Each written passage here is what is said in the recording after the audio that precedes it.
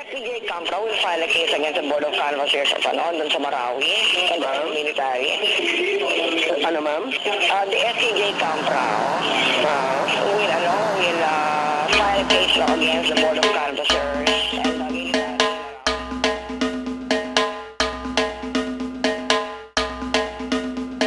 Magulo sila. Yun nga, magulungan, dayaan. At saka walang benta. Sila lang makikinabang. Mga kababayan, nagdeklara ako ng state of emergency dahil sa maliwanag at kasalukuyang banta sa Republika na atin na pag-alaman at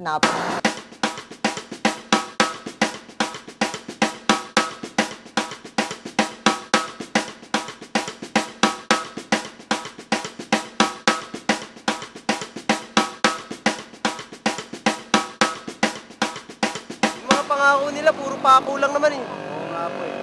Pinapako lang nila yun. Nangangako sila na ganito, ganyan, na paularin nila yung bansa, tulungan nila yung tao, hindi naman sa totoo.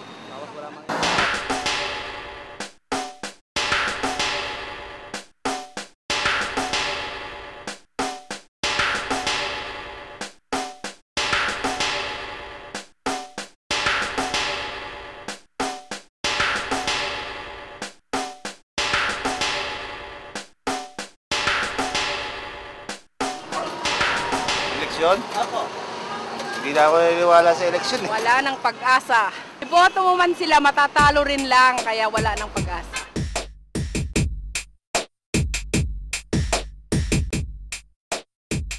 Nawawalan sila ng pag-asa kasi sa pamahalaan, sa mga taong hinalal nila, wala silang nakikita na napapakinabangan at nagpapatuloy yung kanilang paghihirap.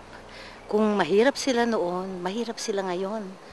At bukas, wala silang nakikita.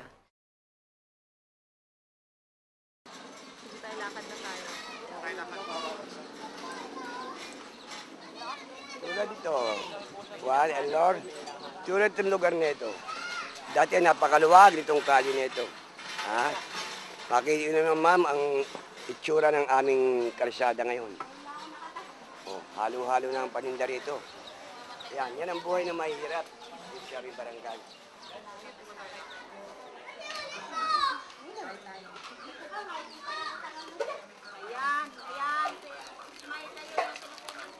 Yan po ang buhay na mahirap sa aming lugar. Kahit isang tuka. Ayan ang mga bata, Katigaroan,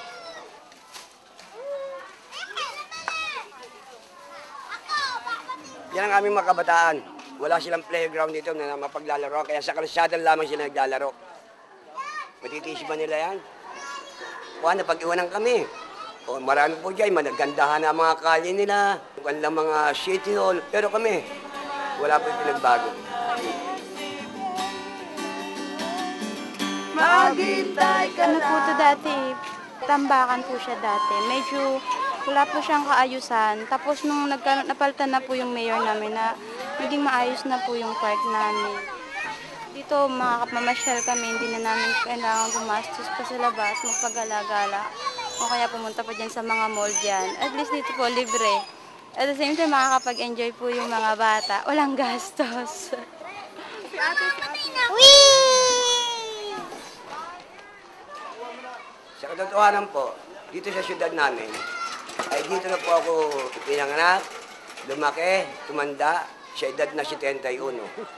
Subalit hanggang sa mga sandali po ito, ay wala po akong nakitang pagbabago o ikagiginhawa ng aming mga kababayan na talagang malaking pagbabago ang mangyayari dito sa aming syudad kung ibang tao ang aming naiboto ng mga unang panahon na yun. Kahit minsan nakakagulo yung mga ingay sa paligid natin, lalo na yung mga ingay na mga trapo, at minsan nakalilito yon.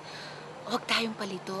Maging malinaw tayo sa ating isipan at may karanasan tayong pagbabatayan na mapagpasya. At dahil mapagpasya, makapangyarihan pa rin yung pakikialam natin, yung pakikilahok, yung pagboto. At gawin nating instrumento para sa ganyang mapagpasyang pakikilahok ang ating partidong akbayan.